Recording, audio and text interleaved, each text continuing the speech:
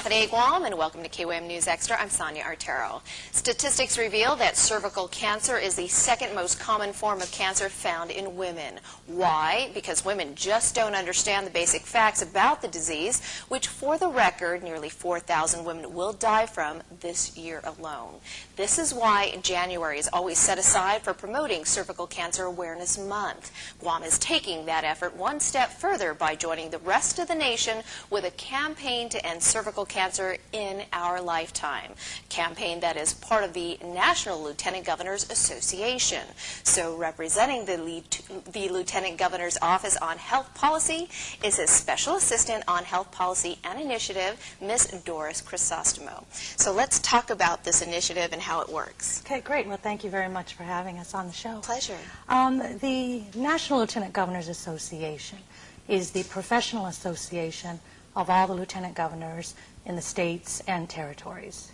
And one of their missions, part of their mission, is to promote, of course, inter-state and multi-state cooperation and foster relationships, and of course to join efforts in promoting and raising the awareness of very important issues such as cervical cancer. So back in 2006, the association started this Ending Cervical Cancer in Our Lifetime campaign. And the campaign is truly aimed to raise the awareness of cervical cancer and its the various ways to prevent it. And statistics show that cervical cancer can be prevented in various ways. Let's talk about some of the national statistics. Sure. What I do have is that following breast cancer, as you mentioned, worldwide, cervical cancer is the second leading, most common cancer in women.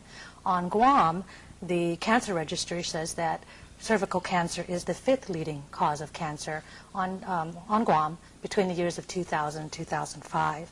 According to federal government statistics, cervical cancer is the third most common gynecological cancer among American women. What is sad is that approximately 12,000 new cases are diagnosed annually, and about a third of those, about 4,000, actually result in fatalities.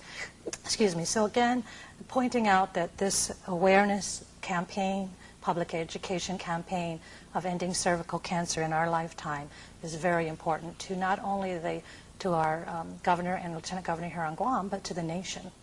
Now, is the Lieutenant Governor planning on doing an official proclamation signing, Yes. if you will, and when will that take place? Thank you. Yes, the proclamation is going to be this Friday, January 11th at 11 o'clock at the large conference room up at Adelup. And that is definitely where the governor and lieutenant governor will sign a proclamation proclaiming January as Cervical Cancer Awareness Month and urging all residents, everybody has a mother, they have a daughter, they have a wife, they have an aunt, they have a grandmother. And we urge everybody to please encourage the women in your life to have a Pap test and to do what they can to prevent cervical cancer. As part of that proclamation, what in fact is on the Lieutenant Governor's agenda for getting the word out? Well, together with the Department of Public Health and Social Services and with your guest that's coming up, Dr. Shea, we have in addition to the show here, which again we thank you for helping us get the word out, we have some other media events planned. We also have, as you mentioned, the proclamation signing, and we're working on some other events that we hope will again raise the awareness of this very important subject of cervical cancer. And part of that, the importance of the subject, is the fact that it is highly preventable. Yes. So in closing out our interview with you, are there any final comments you'd like to leave with our viewers, particularly the women watching? Yes, we tend to put ourselves last, and mothers, they have their mother, they're a wife, they're working, and they're juggling 1,000,001 things every day. And unfortunately, they tend to put yourself as the last priority. And my message would to really be take that step, make yourself a priority, and go and get your Pap test, get your screening, because if you don't place yourself as a priority, how can you take care of your family? How can you do everything else? So you need to take care of your health, and you need to get screened. There you go. Anything I didn't ask that you'd like to leave with our viewers?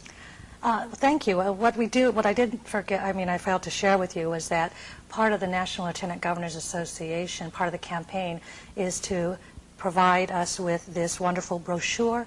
Again, it talks about the ways to prevent cervical cancer, and we hope to have this in some of the clinics and a public health so that people can pick this up and read about it. And should they want more information, they can also call you at Yes. the Lieutenant Governor's Yes, office at the as Lieutenant well. Governor's What's the office. easiest way of getting a hold So of you you can folks? call me at 475-9380, extension 901. All right, the lovely Doris